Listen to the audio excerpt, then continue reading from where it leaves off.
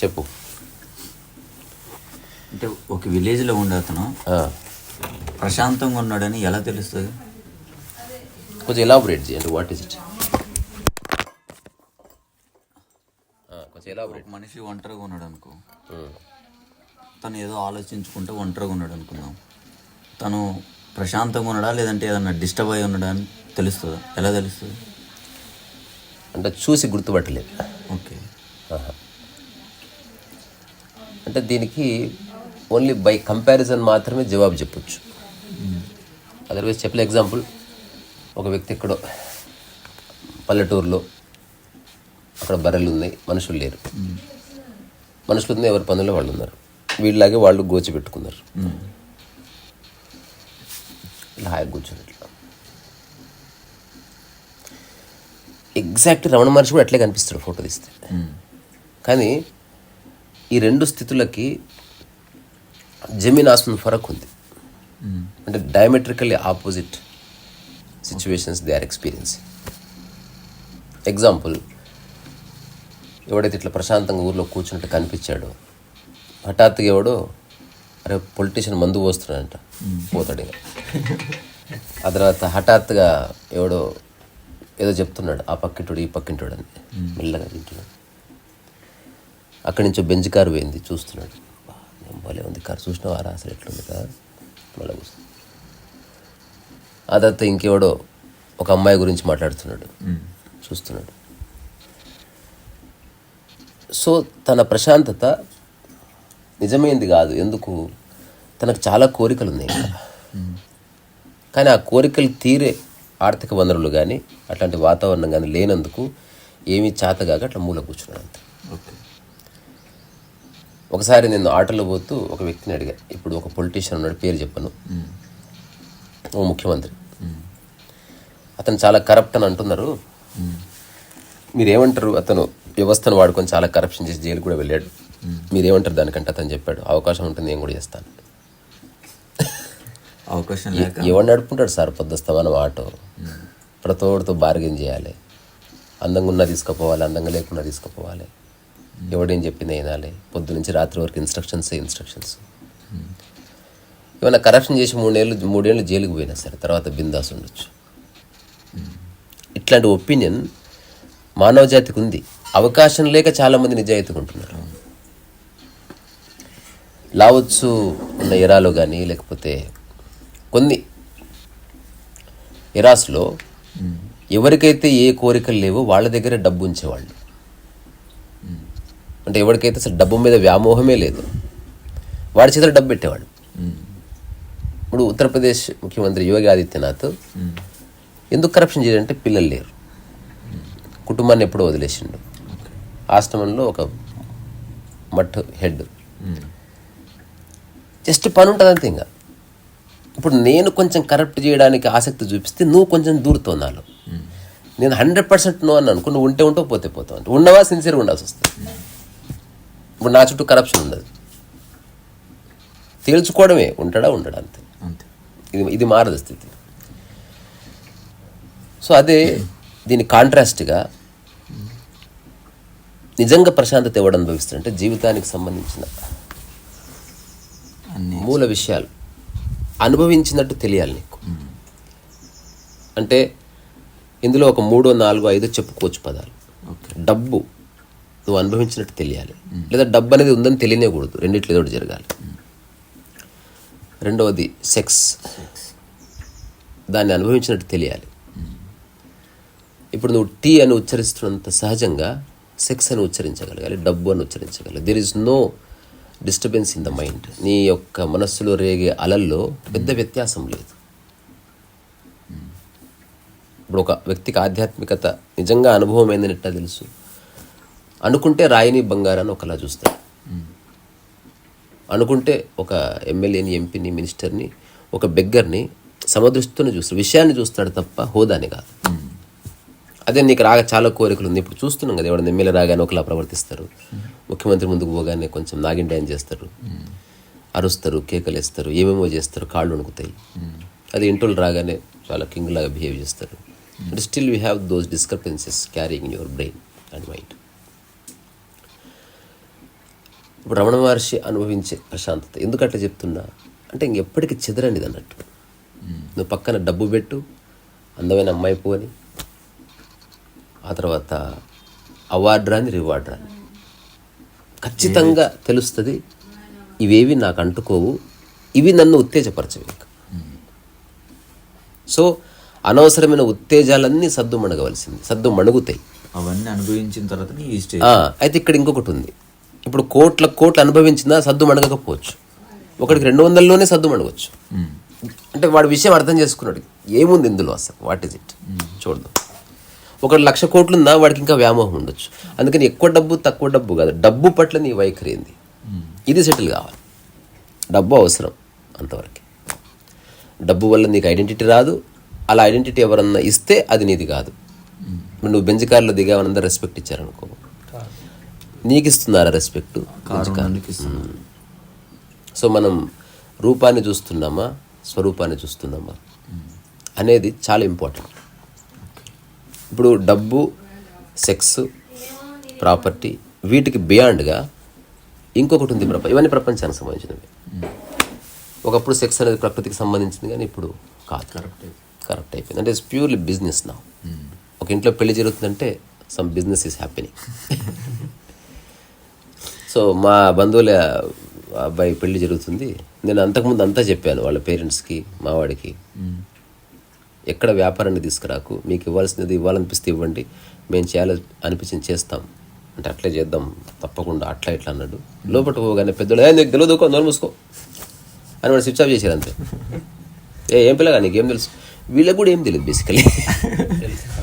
Just ఒక 5-6 పెళ్ళిళ్ళు చేస్తే ఏదో ఆ సమయంలో వాళ్ళకి వచ్చింది 5-6 మాటలే. ఎంత కట్నాలు పెడతావు, మా ఆడపిల్లలకి ఎంత బంగారు, ఇది మహా జ్ఞానం అన్నట్టు మనుషులు. ఇంతే. చిన్నపిల్లలు కూడా అద్భుతమైన విషయాలు చెప్తారు. మన మైండ్ అక్కడే అయిపోయింది. ఎంత ఇస్తావు, ఎంత తీసుకుంటావు, మాకెంత బంగారం పెడతావు, మా మగ పిల్లని కట్నం, ఆ కట్నం, ఒక చౌకబారు పరాచకాలు, బావగారు కూర్చోండి, ఇట్లాంటి చౌకబారు రెస్పెక్ట్లు తప్ప నథింగ్ ఎగ్జిస్ట్ దేర్. అందరికీ తెలుసు, చేసుకున్న వాళ్ళకి తెలుసు, అక్కడ కూర్చున్న వాళ్ళకి తెలుసు ఇది ఎల్లకాలం ఎట్లుండదని తెలుసు. కానీ వాళ్ళు ఏమనుకుంటున్నారు, ఇలాగే ఉంటుంది అనుకుంటున్నారు. అట్లే ఉండదు. ఒక ఎటర్నల్ పీస్ ఉంది. అనుభవించాలంటే దాన్ని నువ్వు అన్వేషించాలి కదా. ఎగ్జాంపుల్, రాళ్ళు కావాలంటే అన్ని చోట్ల దొరుకుతాయి. మరి డైమండ్ కావాలని వెతుకులాడేవారు కొంచెం వెతకాల్సి వస్తుంది. ఏదో ఒక రంగు చూడాలంటే ఓకే, కానీ విన్సెంట్ వ్యాంగో వేసిన ఆ రంగుల కలయిక చూడాలంటే నువ్వు ప్యారిస్ పోవాల్సి వస్తుంది. You have to travel. నీళ్లు చూడాలంటే బాత్రూంలో చూడొచ్చు, పసిఫిక్ ఓషన్ చూడాలంటే పోవాల్సి వస్తుంది. మంచుగడ్డ మనం ఫ్రిడ్జ్లో చూడొచ్చు, హిమాలయాలు చూడాలంటే పోవాల్సి వస్తుంది. సో ఒక ఉన్నతమైన విషయాన్ని అందుకోవాలంటే నువ్వు పోవాలి, ఇంకా వేరే ఆప్షన్ లేదు. 99% డ్రాప్ అయిపోతారు. ఇక్కడ ఫాల్స్ ఈక్వలెన్స్ వస్తుంది. అదేనా మంచి, ఇదేనా మంచి అయిపోయింది. మా విన్సెంట్ మా పిల్లాడు మంచిగా చేస్తాడు. వాడు ఏనాడు చూడలే దాని క్వాలిటీ తెలియడానికి. చాలామందికి ఏది రంగు రాయి, ఏది డైమండ్ తెలియదు. ఎవడో సర్టిఫై చేస్తే తెలుస్తుంది డైమండ్ అని. ఇప్పుడు 100 రూపాయల నోటు ఒరిజినల్ అని తెలుసుకోవడానికి చాలా అవేర్నెస్ వచ్చింది కాబట్టి మనం ఏదో చూసి గీసి చెప్తాం. Otherwise how do you know? దొంగ నోట్ల దందా బ్రహ్మాండంగా తెలిసింది. మా ఊర్లో నేను చిన్నగా ఉన్నప్పుడు మా ఇంటి పక్కన చేసేటోడు. ఆయన పోయాడు కాబట్టి హాయిగా చెప్పొచ్చు.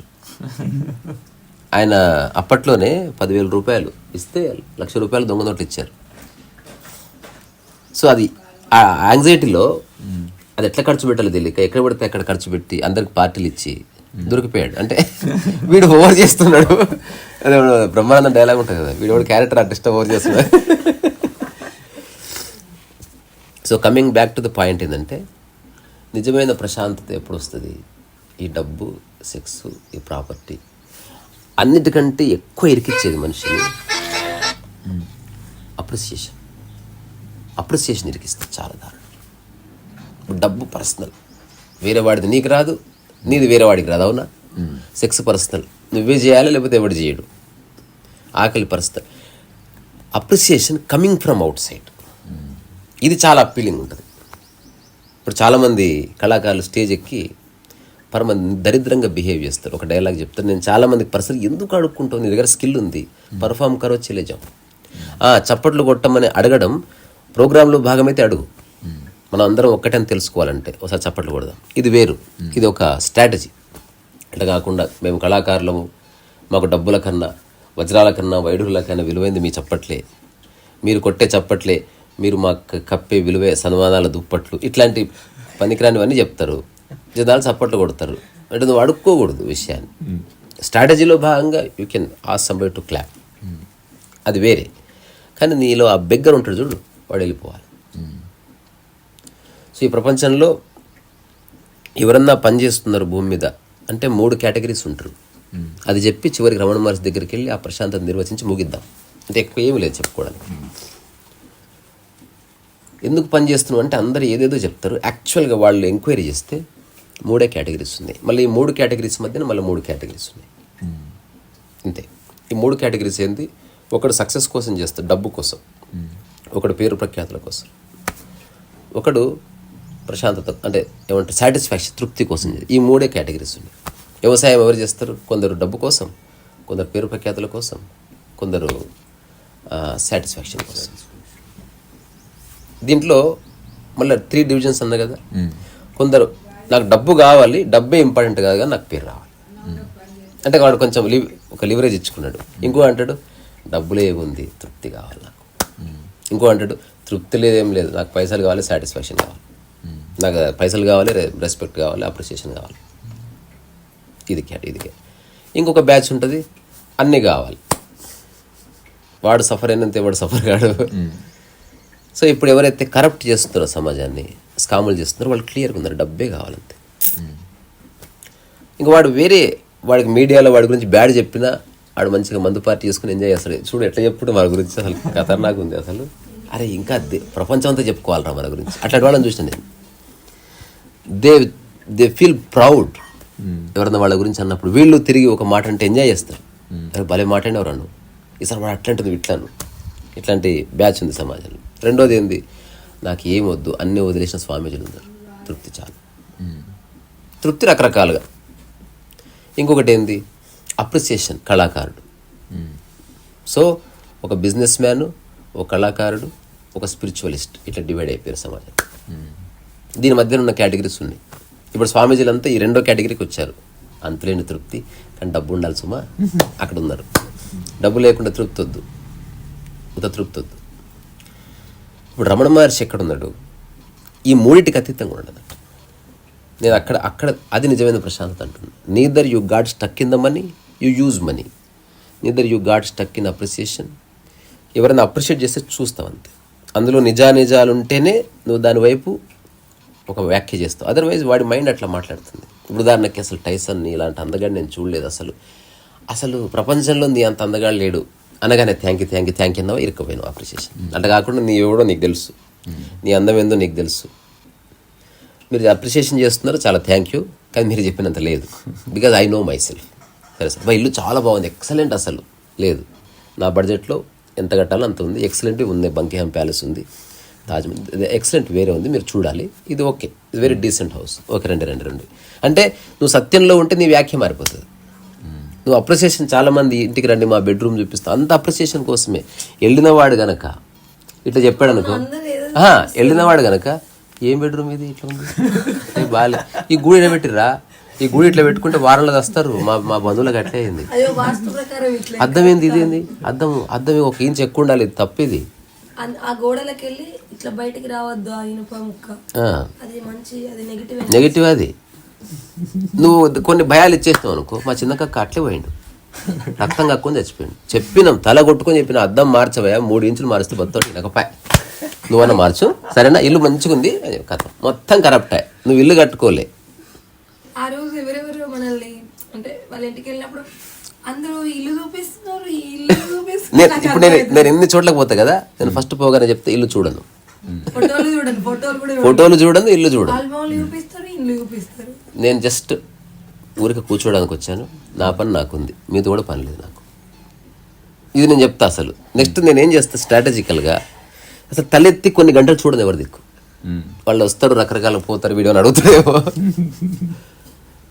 ఏమైనా కావాలంటే అడుగుతా, మీరు రిలాక్స్ ఉండండి, మీరు పని చేసుకోండి, మీరు బయటకు వెళ్తే కూడా వెళ్ళొచ్చు, లేదా మీరు బయటకు వెళ్తారు, ఇంట్లో ఉండొద్దంటే బయట కూర్చోండి మీరు వచ్చే వరకు, నో ప్రాబ్లం, కానీ నాకు పని ఉంది, డిస్టర్బ్ చేయకండి.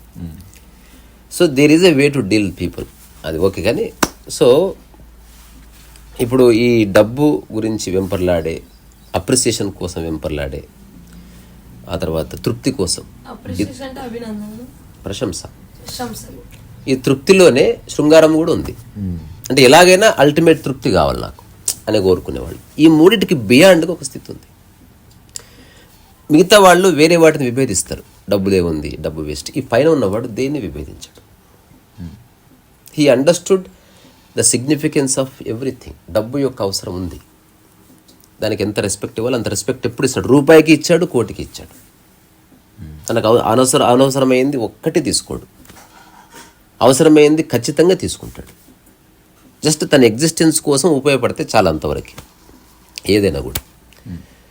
ఇప్పుడు ఎవరన్నా చాలాసార్లు గమనిస్తే ఒక పెద్ద హీరో లేకపోతే ఒక పెద్ద వయలినిస్టు, ఒక పెద్ద స్వామీజీ ఆయన స్టేజ్ ఎక్కినప్పుడు పక్కన ఆయన బయట చదువుతారు, ఇతనికి ఈ అవార్డు వచ్చింది. వాళ్ళు ఏం చేస్తారు అసలు? ఏ ఎమోషన్ లేకుండా కూర్చుంటారు. ఎందుకు? విని బోరన్న కొట్టింటుంది. రెండోది నాకు అంత సీన్ లేదని తెలిసి ఉంటుంది ప్రాబబ్లీ. అంటే ఏదో ఒకటి అయి ఉంటుంది. యోగి లక్షణం అన్నట్టు, అంటే యు ఆర్ అన్రెస్పాన్సివ్. ఇప్పుడు అయిపోయింది, వెళ్ళి మాట్లాడతారు. నేను కున్నకుడి వైద్యనాథన్ కాన్సర్ట్కి వెళ్ళినప్పుడు ఆయన వచ్చి స్టేజ్ మీద ఇట్లా కూర్చున్నాడు హాయిగా. అప్పుడు ఆమె నా చదువుతుంది, కళైమామణి అవార్డీ, అది తమిళనాడు గవర్నమెంట్, ఆంధ్ర ఇట్లా ఇట్లా ఇట్లా లండన్ రాయల్ సొసైటీలో. అమ్మే కన్నీ ఎన్నమ్మా చిన్న అన్నాడు ఆయన. అంటే గురువుగారు, ఆమె తమిళ్లో చెప్పింది, మీరు గ్రేటు, మీరు చాలా సాధించారు, మీకు ఇదంతా నథింగ్ ఉండొచ్చు, కానీ మిమ్మల్ని తలుచుకుంటే మాకు గౌరవం, మమ్మల్ని చెప్పుకోనివ్వండి కానీ అని పక్కన వాళ్ళతో గుసగుసలాడుతున్నాడు, ట్యూన్ చేసుకుంటాడు. ఇప్పుడు ఈ మధ్యలో పద్మశ్రీ అవార్డు, పద్మ అవార్డులకు కూడా రికమెండేషన్లు చేశా. ఇంకో ఈ మధ్య కాదు, ఎప్పుడు రికమెండేషన్ చేయాలి. చాలా మందికి తెలియదు ఏంటంటే ఆ అవార్డులు వస్తే చాలు ఇక కథ, అబ్బా ఇక అవార్డు అని. ఏదైనా నువ్వు నిజమైన ప్రశాంతత ఎప్పుడు వస్తుంది అనేది ఇప్పుడు ఫైనల్ లెగ్. ఇప్పుడు నువ్వు ఒక వ్యక్తి అక్కడ చెట్టు కింద కూర్చున్నాడు అడవిలో, వాడు బెంజ్ కారు పోతే చూశాడు, అమ్మాయి పోతుంటే చూశాడు, ఎగ్జాక్ట్లీ అలాగే ఇంకోటి కూర్చున్నాడు, అదే భంగిమ, అదే భంగిమ అని అనుకో, బుద్ధుడు భంగిమ. జస్ట్ చూడడమే ఉంటుంది తప్ప లోపల అలజడి ఉండదు అంతే. అంతకు మించి భంగిమల్లో, కంటి చూపులో ఏ తేడా ఉండదు. కానీ ఎవడైనా ఒక అలాంటి అనుభవం ఉన్నవాడు ఇవేవి లేకుండా కూడా గుర్తుపడతాడు. అది వెరీ రేర్. అంటే వాడికి కారు వచ్చే వరకు వెయిట్ చేసి ఎవడు చూస్తాడో చూద్దాం అట్లే ఉండదు. ఒకవేళ ఈ ప్రశాంతతలో ఉన్నవాడు కారుని చూసినా వాడు గుర్తుపడి వీడు ప్రశాంతంగా ఊరికే చూశాడు అంతే. అంటే అదేం ప్రామాణికం కాదు. అవసరం కారు ఎక్కువ కూడా పోవచ్చు, బికాస్ నీకు అంటుకోదని తెలిసిన తర్వాత రంగు వేసుకో, క్యా ఫరక్ పడతా. కానీ ఆ రంగు కడిగేసుకుంటే ఏడవద్దు నువ్వు, అమ్మ వచ్చి రంగు 3 రోజులు మంచిగా ఉండే. సో నిజమైన ప్రశాంతత ఉంది, నిజమైన పీస్ ఆఫ్ మైండ్ ఉంది, ఖచ్చితంగా దొరకదు బయట, డిమార్ట్లో లేకపోతే అక్కడిక్కడ దొరకదు. ఇది ఖచ్చితంగా సెల్ఫ్ ఎంక్వైరీ చేయవలసిందే. ఇది రావాలంటే నీవు ఏవైతే అనుభవించాలని ప్రపంచంలోకి వచ్చావు, ప్రకృతిలో అనుభవించేం లేదు, ఆకలి నిద్ర మైదున్నాం బాత్కథం.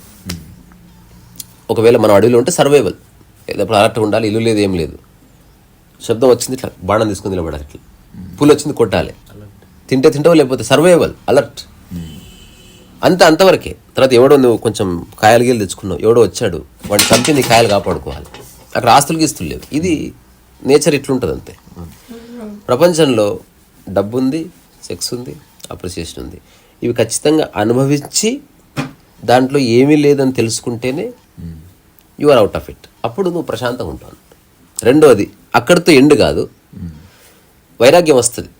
ఇంకొంచెం ఎత్తుకు ఎదిగితే మళ్ళీ వీటితో ఉండొచ్చు. అంటే అప్రిషియేట్ చేసేవాడిని తోసేయకు, అది వాడి మనస్సులే కానీలే అని. అంటే నువ్వు అలా అంటున్నావు కానీ కాదేమో చూడు, అంటే వచ్చిందా అట్లా.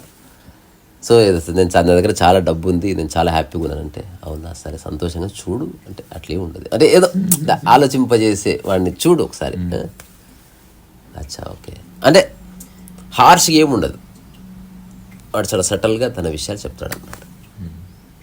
అందుకని పిక్చర్లో మనం గుర్తించలేం.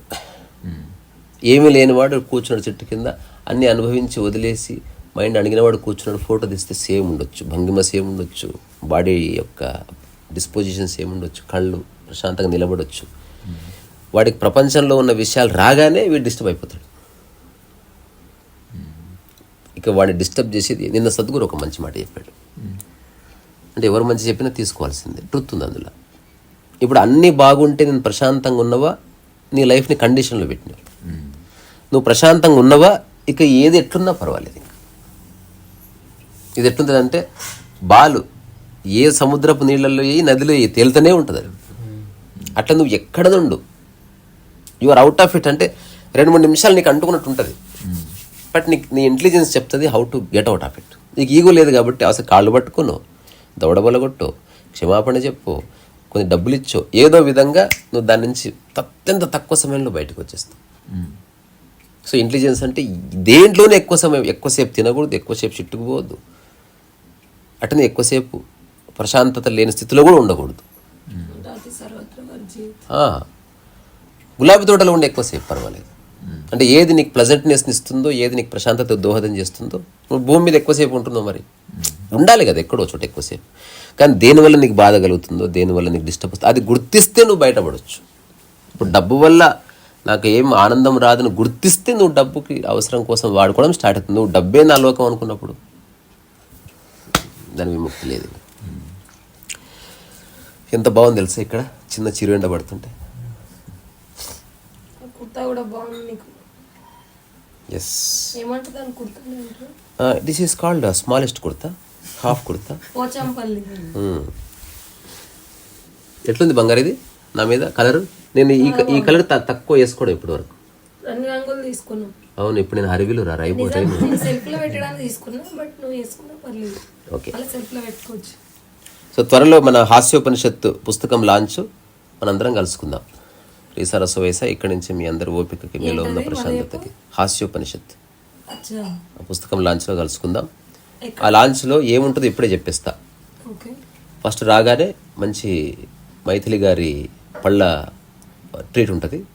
ఆ తర్వాత 1 గంట తర్వాత ఒక స్మాల్ కప్పు సాంబార్ రైస్ నేను వండి పెడతాను అందరికి. అంతే, అక్కడతో ఎండ్. ఇంకా వేరేది ఏముంటుంది. తర్వాత ఏ రిటర్న్ గిఫ్ట్స్ ఉండవు. ఉంటాయి.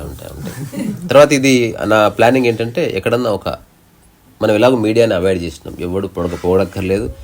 కుర్రవాడు చక్కటి బుక్ రాశాడు, అతనికి అవన్నీ అద్దు. రాసింది ఏదో రాసినాం, బాత్ ఖతం. ఏ మీడియా చెప్పకపోయినా అవసరం లేదు. ఫేమస్ అయినా ఏమి కాదు, ఫేమస్ కాకపోయినా ఏం కాదు. రాయడంలో ఆనందం ఉంది, కలవడంలో ఆనందం ఉంది, అక్కడితో ఎండ్. తర్వాత మనం పొగుడుకో అక్కర్లేదు. ఇంతకుముందు చెప్పింది అదే. పొగిడినా నాకు సంబంధం లేదు, తిట్టినా నాకు సంబంధం లేదు. పుస్తకాన్ని యథావిధి చెప్పే వాళ్ళ గౌరవం. అది చూసి దాని ఎగ్జాక్ట్ ఎస్. ఇప్పుడు ఒక టాక్లో మైత్రి నన్ను అనలైజ్ చేసింది. నేను నిశ్శబ్దంగా ఉన్న ఎందుకో తెలుసా, ఒక్క మాట కూడా ఎక్కువ చెప్పట్లే, తక్కువ చెప్పట్లే, బ్యాలెన్స్డ్గా చెప్పింది అట్లా. ఇప్పుడు మా డాక్టర్ రవి అని ఉన్నాడు, ఎగ్జాక్ట్లీ నేనేమిటో అది చెప్పాడు. మా హరి చెప్పాడు ఎగ్జాక్ట్లీ. అంటే అందులో అతి అప్రిసియేషన్ లేదు, అలాగని కించపరచడం లేదు. ఇది నీ స్థితి. This is how exactly they have seen. Very rare అది. అంటే మైథిలి అంటే ఎందుకు అంత రెస్పెక్ట్ అంటే, అట్లా చూడగలగడం, వాట్ ఎవర్ ఇట్ మేబీ. అంత ఆశ. మిగతా వాళ్ళు కొంచెం ఎక్కువ, మా రావు గారు ఉన్నారు, ఎక్కువ ఆలోచిస్తారు. ఎక్కడో ఉంటుంది నీలో ఒక పరేంగిత ప్రజ్ఞ ప్రవేశించిందిరా. అది ఎందుకు నాకు తెలియదు. ఏదో ప్రజ్ఞ అంటాడు. నీ నాలుక మీద సరస్వతి నడయాడుతుంది రే మధ్య. నాకు తెలియదు. చాలాసార్లు చూసుకుంటా, కనబడదు. పెయిన్లు అవుతున్నాయి. సరే మళ్ళా బాయ్ బాయ్. అది ఇంకా తెలియదు కానీ ఇది స్ట్రాటజీ లిమిటెడ్. తర్వాత ఏదో ఒక ఇంట్లో మీరు మీ హైదరాబాద్లో ఎవరికన్నా పెద్ద ఇల్లుండి కొంచెం ఓపెన్ లాన్ ఉండి ఒక 100 మంది కూర్చునే ప్లేస్ ఉంటే అది నాకు చెప్పండి, మీ ఇంట్లోనే చేసుకుందాం ఫంక్షన్. అంటే కొంచెం స్పేసెస్ ఉంది. ఇప్పుడు హరిపురంలో చేయొచ్చు, ఇక్కడ హాయిగా బయట కూర్చోవచ్చు. కానీ నేను చెప్పింది దూరం అని. ఏదో ఒక రోజు అట్లా. సరేనా బంగారం? Bye bye. రీసారస వయసు.